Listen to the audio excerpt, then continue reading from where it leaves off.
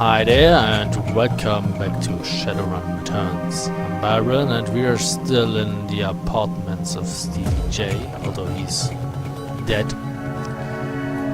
So we still have to find his stash apparently. Let's see what we can get here. Looking for gems. Some loose Nuyen is lying on a crate. We take it of course. 25, not much, but hey, whatever. Just old junk. You find a money clip full of Nuyen and a med kit. Okay. Taking it. Purge the meta-humans.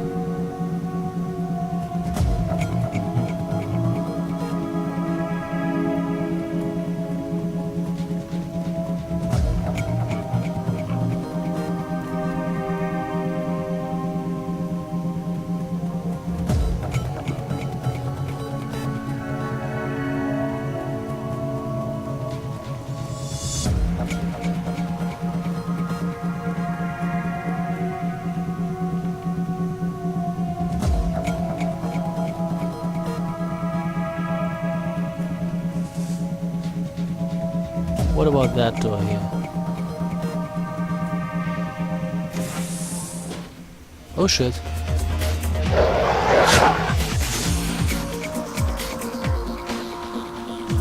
Another dog. And I'm on my own. That never was good.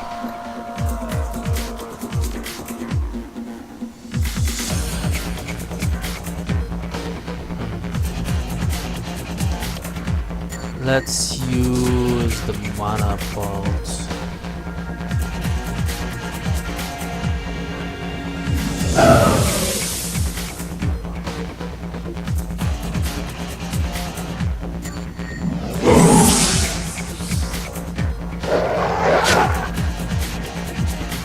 Okay, let's see. Maybe if we take some cover.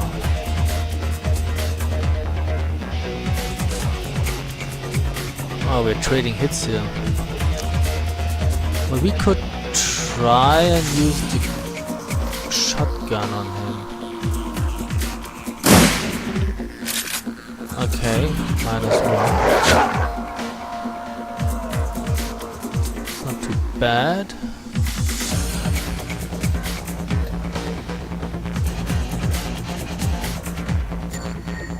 I mean, fire would be stupid against him.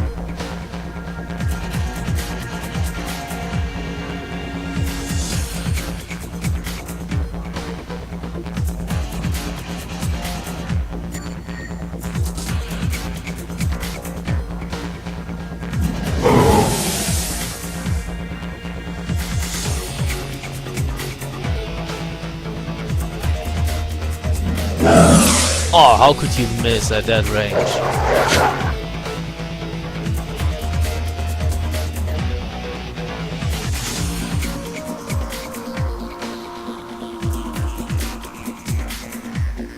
I will try it.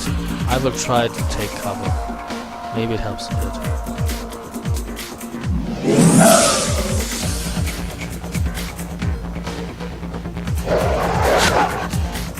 Not really.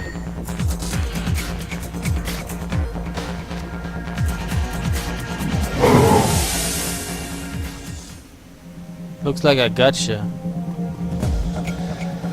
So, too bad I didn't have any zebra meat. You find a small velvet bag filled with precious gems. I guess that's what we needed, right? Deliver the stones to Mr. Delilah and return to the Seamstresses Union. Anything else we can get here? Let's see. Caprice has 7 karma points, which is quite nice.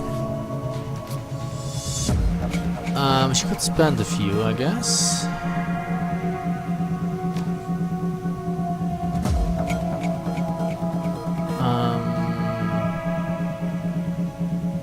Willpower. Thank you. anything else lying around here? Doesn't quite look like it. What's that? That's the exit here. There's nothing to be had here.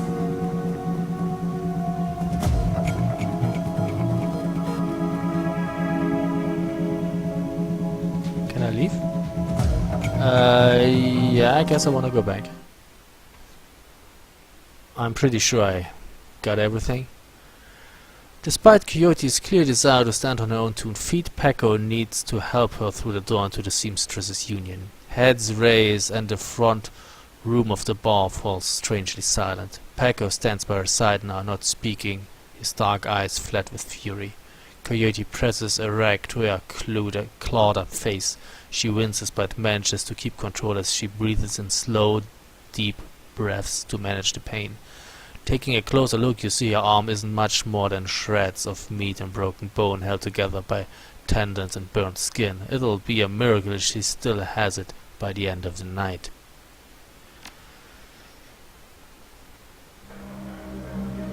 Miss Kubota is tending bar herself and Paco carries the mangled and bleeding Coyote into the Union. As soon as the boss lady lays eyes on her missing bartender, the place gets quiet, fast. By the time she rounds up the bar to meet you, Coyote is the color of wet speckle and there's something new in her eye, fear. This woman has faced down hellhounds, but the sight of Miss Kubota has her staring at the floor and mumbling. Woman, how dare you miss 2 shifts and then come back and bleed on my floor? I'm sorry, Miss Kubota. I had a run that went bad. So, Ka, I can see that. Your arm is a mess. Was this your crusade again? Do not answer. It will only upset me further. You caused me to worry about you, Coyote, and that distracted me from my business. Hi, Miss Kubota. My apologies again. Cherry, take her downstairs to Dr. Castle. Yes, ma'am. And tell Castle to put something new and shiny where that arm used to be. Miss Kubota, I can't afford a cyber arm. I am aware of your financial situation. When you are healed, we will discuss the concept of giri, the depth of honor. Go now. Bleed elsewhere. Yes, ma'am. And we got 2 more karma.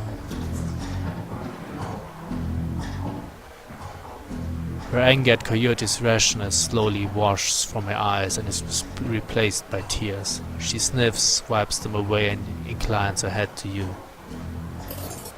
Domo arigato, caprice. That girl is precious to me. It is not often that we see acts like these in the Barrens. You have performed a great service for my little family and I welcome you into my home. Consider it yours while your work keeps you here. But we both know that words are mere air. Beyond my thanks, I offer you this remuneration. Please take it as a show of respect. I'm honored, Miss Kubota. Thank you. You are most welcome, and I offer more than simple lodging. You will find that there is more to the Union than meets the eye. Below us is a small facility available exclusively for discriminating independent operatives like yourself. In it you will find vendors selling the best gear the black market has to offer, a fully equipped cyberdog and a secure place to rest when the drag hits the fan, as they say. Is this place a safe house too? Indeed. Normally I require a percentage of the runner's income for the use of this facility, but as I said, you are family now, considered on the house. To gain entrance, play what? GAFFC on the piano. Alrighty, find the madman in the safe house, meet all the black market vendors. We shall do that. You have anything else to say? How else may be of service? Is Mr. Delilah here tonight? Yes, Mr. Delilah is in the back bar. That's usually where he does business. You mentioned Coyote's crusade. What is it? Coyote grew up in the Royal but managed to escape that life. However, her cousin wasn't apparently so lucky. He came to town about a year ago and fell in with the wrong circle. He was introduced to sim chips and became addicted to BTLs. Coyote's been tearing her way through chip houses for months now, searching for him, and acting as a one-woman cleanup crew. If you don't mind, how did you get involved in all this? I'm a former runner. Now I provide a safe haven and a marketplace for runners who need a trustworthy place to congregate and do business. Are any Johnsons or Fixers here tonight? In addition to Mr. Delilah, you may wish to speak to Van Grass. He is often stage-side. Van Grass is most often a receiver of found articles, but he occasionally has work. I'll be going now. Very well. Looks like we get some business here. So, we already have 3 more karma points, which is nice, but I think I need 6, is that correct? Yep, that's correct. I'm getting a lot of karma and I'm spending a lot of karma. So yeah, this is how it's gonna be. Willpower and body. But I guess body only goes up to 11. Which is good, actually. Better than humans and elves. She will be quite a tank, our dear Caprice. Alrighty. What else do we have?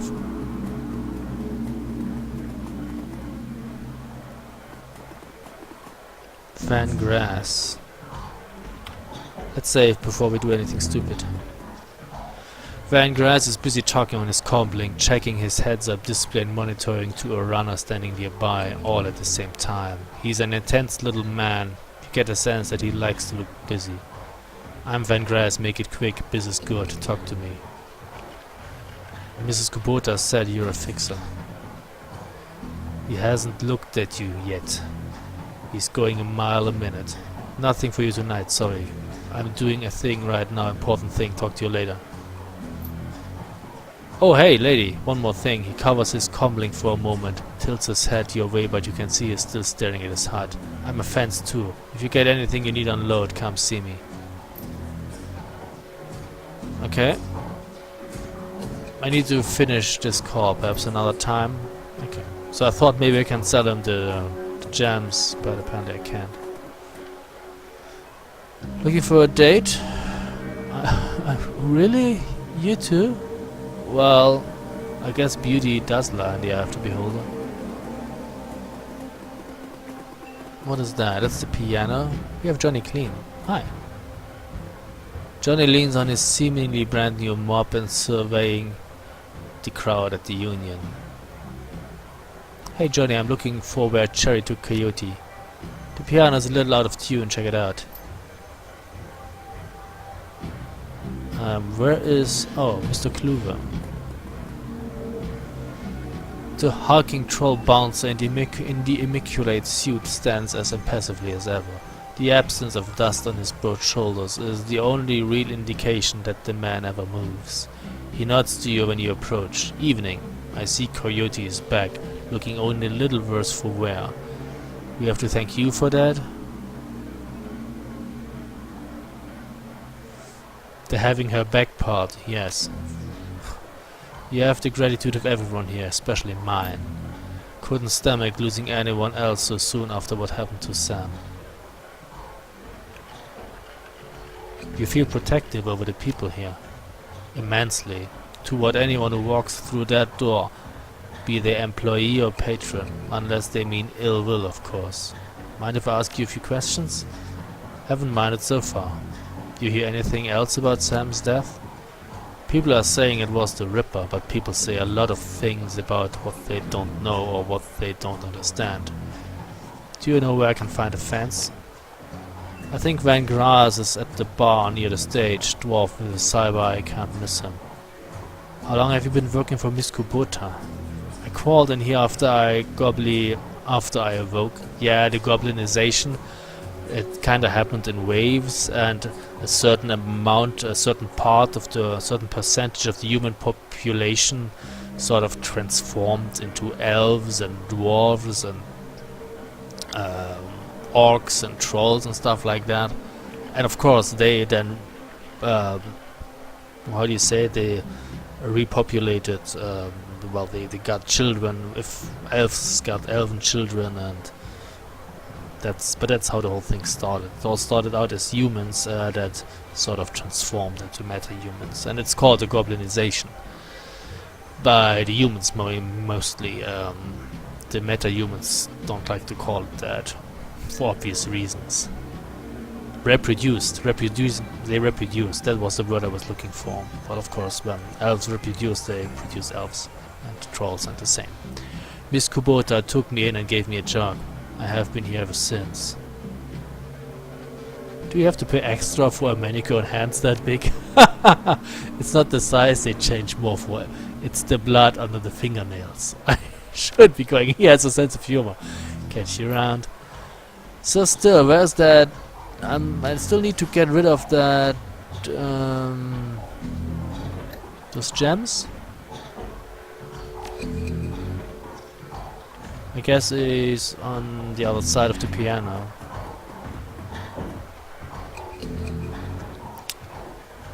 The piano looks like it has been here since the Union was built, but doesn't look like anyone has played it in earnest for almost as long. Replay the code. As you slowly pack the notes out of the keyboard, they spark a faint memory of wonder, immediately forgotten as the entire piano slides to the left, revealing a hidden staircase. You descend the stairs into the Union safe house.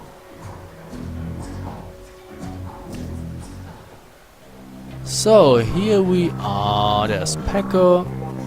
The entrepreneurial Miss Kubota has combined everything a runner might need into a one-stop shopping experience. Black market equipment, high-end magical talismans, and a fully stocked surgery dealership.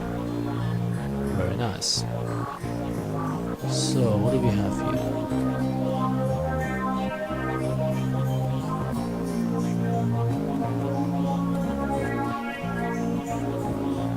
No bunks available. Oh, this is my stash, okay. How do I... Oh, this is how I put it in here. And quickness. Basic med kit, advanced med kit. That's not too bad. Put this in here as well. And we put this in here. And I hope that maybe some other runners will have access to my stash too, and that I can actually trade items to other characters like that. Dr. Sarah Castle. Make it quick, I need to operate. Hey, are you a shaman? Thanks for helping me out back there. Look like you could use a hand. Ouch, bad joke right now. She looks down at her mangled arm. Exactly. Okay folks, I'm going to have to ask you to sit in the waiting area. Watch some trivia or something. This young lady and I have work to do. Miss Kubota never said what kind of cyber armor she'd pay for. I bought something badass. Got one with a laser inside. You'll take what I give you, lady. Now let's have a look at your face. Leave it. Excuse me? Coyote. I earned this face by being stupid. I'm gonna keep it. End story. Whatever you say, kid. With one smooth move, she sinks a syringe in the coyote's thigh. Nighty-night. I actually had some questions about Sam Watts and stuff. Oh, there she is. Coyote looks both better and worse than you last saw her. All the gaping holes are plugged and she's sporting a shiny new cyber arm. But now that the adrenaline has worn off, she clearly needs some rest. Good morning. Thanks to the miracle of modern science combined with Doc Carter's magical healing powers, I'm almost as good as new. Better, really. Can I talk to you for a few minutes, Coyote, about Sam? Sam Watts? What about him? Sam's dead. Holy drac, Sam! Can't say I'm surprised. He was on a downward spiral for a long time. What can I tell you? Tell me about Sam. I heard you liked him. I did. He made me laugh. No one else seemed to like Sam's jokes, but I did. Not accounting for taste, Sam made some bad jokes. Not when he was sober. He was chill and funny. I guess I knew him the best of everyone here. Sorry he's gone. You served Sam the night he died. What do you remember about that night? It was a pretty average night, regular crowd as I remember. Sam was drinking with a guy named Armitage. Jake Armitage? Yeah, you know him? Met him. He's a charmer too.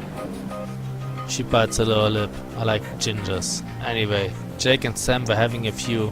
Well, Jake was having a few. Sam was toughing him back, but good. Eventually he got loud, the way he sometimes did when he mixed drinking and who knows what, and Miss Kubota wanted him ejected. Miss Kluver wasn't around, can't remember why, so she asked Jake to do the honors. Jake dragged him out the back into the alley, and that's the last time I saw Sam. He said he got loud. Do you remember what he was saying? She thinks. Standard Sam drag. How he grew up rich and didn't deserve this. How he hated his mother. How he loved his mother. It was pretty pathetic stuff. Did Sam have any enemies? She thinks. Enemies? That's hard to say. Sam partied hard, and when he did, he ran his mouth off pretty good. Got his ass kicked on more than one occasion. But no, I don't think that he had any enemies. At least none that I'm aware of. Where did Sam live? On the streets, mostly. He'd occasionally convince someone to let him flop on that couch, but he'd always overstay his welcome and get kicked out after a few days. Sometimes I'd sneak him down here so he could crash in on one of the bunks. He used one the night before I saw him last. How bad was he drinking? If it was just drinking, it would have been bad, but Sam wasn't a monogamous type. He dabbled in everything. Booze, chips, drugs. He loved the nitro. Whatever he could get his hands on. It wasn't always like that, but once he got sick, he started using more and more stuff to try and forget about it. Sam was sick? Dying. Didn't you know? Yeah, everyone could tell. You could just look at him and see he was a walking corpse. It had to be the drinking. Then he disappeared for a while. One day he came back all better. Looked good even. Hard to imagine. He said his mom helped him out. Never said how though. Thanks, Coyote. Now I need you two to do something for me. What do you need, babe? I need you to talk to Mr. Delilah for me about Royal Run. He's usually upstairs. Tell him I didn't get the gems. Maybe I can take another run when I recover. I will. I have the gems. Investigate Sam's bunk. That would be this one, I guess.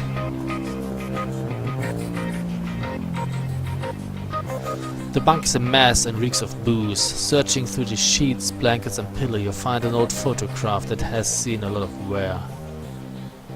Look at the image on the photo.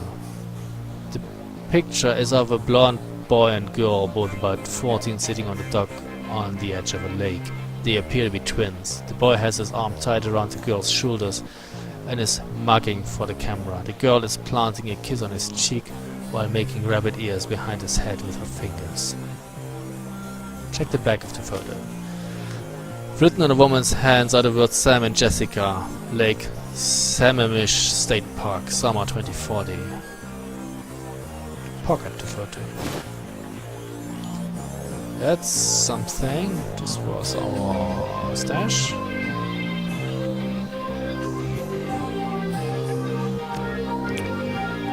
Moving on. So, let's talk to Dr. Sarah Castle again. From one mage to a shaman, I guess. In Shadowrunner circles, the term doctor is often used quite liberally to describe any sawbones with a needle and a thread.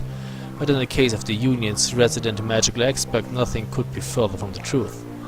The safehouse boasts a fully equipped medical suite, completed with shamanic fetishes. This is the sixth world medicine of the highest caliber. The doctor herself is an unassuming lot, perhaps the type to go unnoticed entirely, if not for the sprightly spirit perched on her shoulder, like her own personal gargoyle. The spirit's burning eyes follow you constantly, even as the doctor's own eyes are buried in her charts. However, she does look up long enough to acknowledge your approach. I'm Dr. Castle. I understand you were instrumental in bringing Coyote back. Thanks for that. And I suppose you were the one who patched her up. Impressive work. Thank you. It's a shame she wouldn't let me repair her face, though. She noticed you eyeballing the facilities. I can tell you're surprised to find a full service med bay under a dive bar in a slum. Don't be, this is a Shadowrunner bar after all. For a purveyor of cyberware and trauma kits, there is no better place to set up practice. I patch runners up, install and maintain their cyberware and provide medical supplies for the runs. I may not be as mobile as Doc Wagon, but I'm the next best thing. Can I help you with anything? Tell me more about trauma kits. Trauma kits are fully automated stabilization units that include a defibrillator, spray-on synthetic skin and medical nanomachines. They can save a runner's life if you move fast enough. So if you are bleeding out, one of those can get you back on your feet? Exactly, but you have to be quick. This is Doc Wagon's own field tech, but even their stuff has its limits. I see shamanic fetishes. You a shaman too?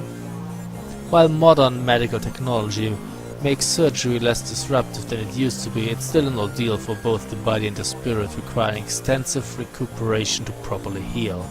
I'm trained in the ways of the spirit world as well as the scientific world. I do my best to heal the whole patient. What's that on your shoulder? The little guy supports the healing rituals I perform on my patients after surgery, dramatically reducing their recovery time. Not standard procedure, of course, but the results speak for themselves. Okay, what do you have? Ooh, that's quite expensive. Where did I get my money? Somehow I'm richer now. Cool. I'm not buying anything here, thank you. What cyberware do you have available? Yeah, nothing for a mage, thank you very much.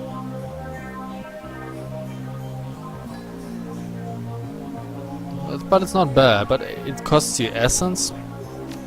Never mind. And as you can see, hello.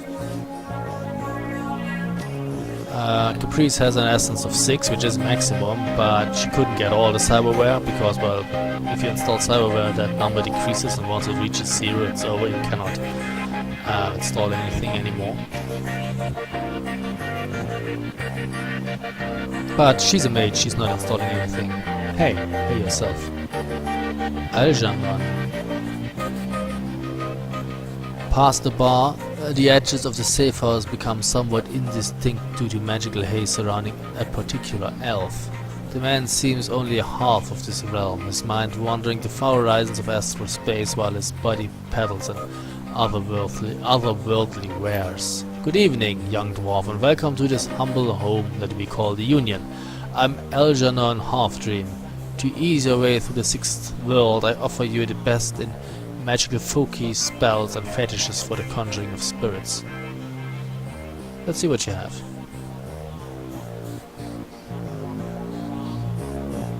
So you get spells here too. Oh. Well, fuck my life. That's a lot.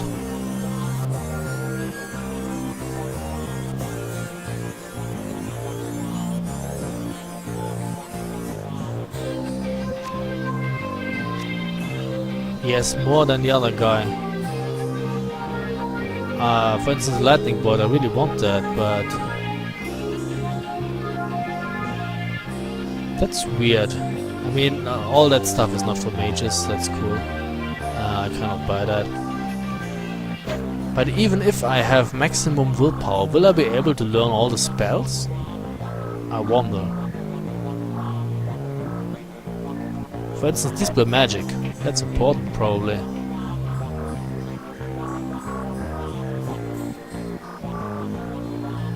Can I sell stuff?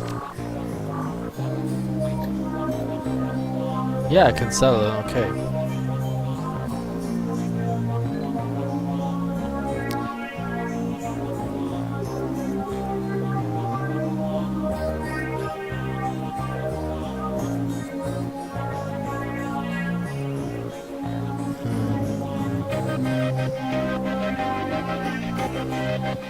Let's try something.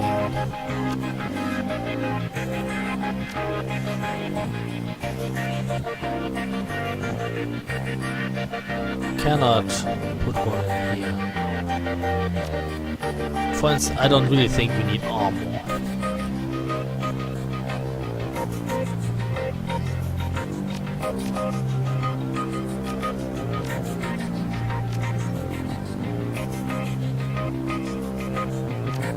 Three karma is not enough, I need 6.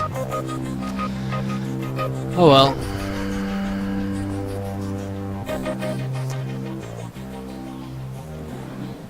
Didn't we meet you up the stairs already? Yeah, I think. We did. TB Gruberman.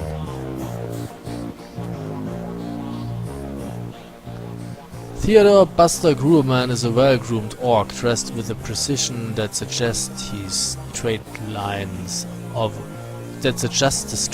of a military officer's uniform. His hair is cropped short, high and tight, as they say, and the neatness this presents is only compromised by the uneven tusks protruding from his mouth. The only other defect in his picture of perfection is the man's cybernetic right arm, which is obviously enough to be noticeable, but not so obvious as to ruin the line of his suit. When he speaks, the orc's voice is soft and thoughtful, and he talks almost exclusively in numbers, calibers, ranges, rounds per second, arc of fire, razoring factor, tensile strength, and of course price. Bunker Buster Gruberman at your service. Friends call me Buster. I also answer to Sergeant, sir, and even Theodore on occasion. Anytime you're in the market for firearms, ammunition, or ordnance, I'm your man. How can I help you? What exactly do you sell?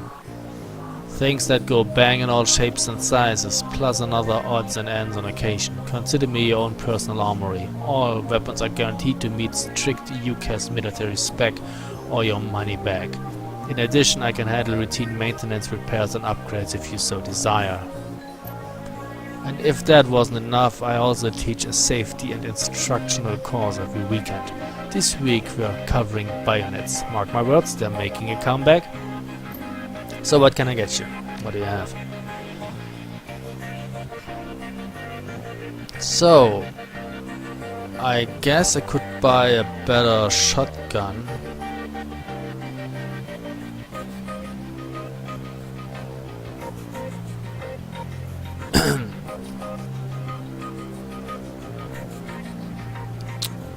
It has 4 bullets.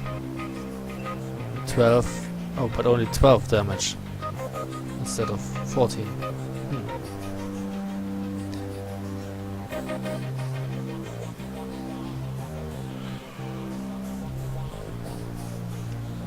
Well, nothing really really need right now. Goodbye.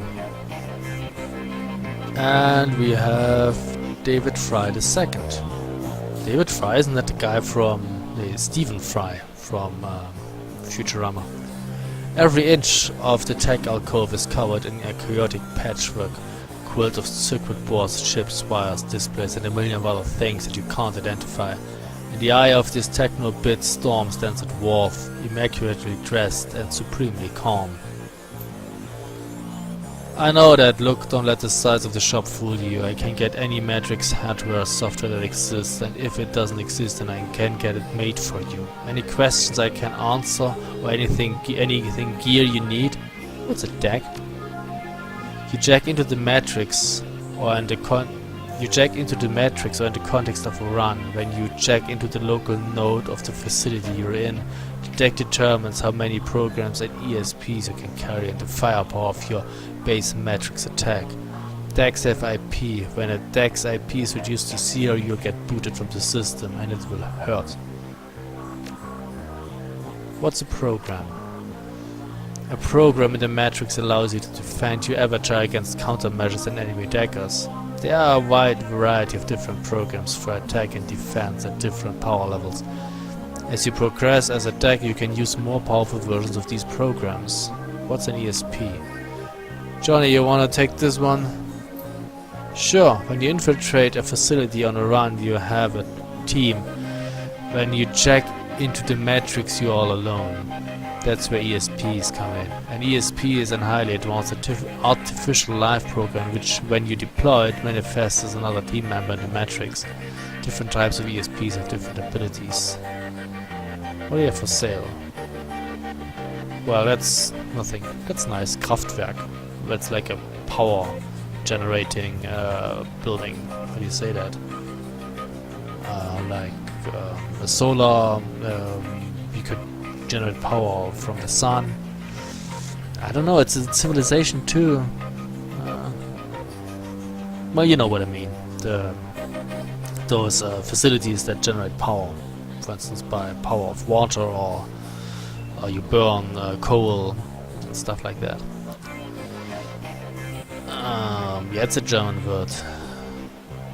Lots of programs, nothing that a mage could actually use. See you later. Oh, I'm being rude. Let me also introduce you to our resident decker and my good friend Johnny Clean. While in the same overalls as you saw him upstairs, down here leaning over a workbench crammed with circuit boards, cables and chips, Johnny Clean seems a totally different person. You get the impression that Johnny was once as hot as invisible as the most infamous decker today. Good to see you down here. Happy to be of help if I can be. How is decking used? The decking skill is often used just on terminals in the real world to get information, hack doors, etc. But occasionally a run will have the option or the requirement to go into the local matrix LAN of the facility you are infiltrating in order to gain access to valuable information or control more important things in the real world. Why are you dressed as a janitor? Did I stand out upstairs? No, janitors never do.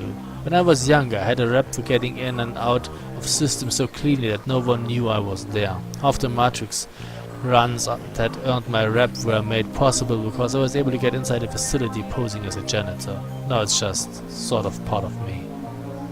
Is it true that you were part of the Echo Mirage team? Let me take this one. Listen, I've known the guy for over a decade and he's been smart enough not to tell. So he is sure as hell not going to tell you anything about those days. For your health and his, best to let the subject drop. See you guys around. And we completed another objective. Amazing! But it's late, so we will take a break here and continue our next video. So thank you very much for watching and see you soon. Bye.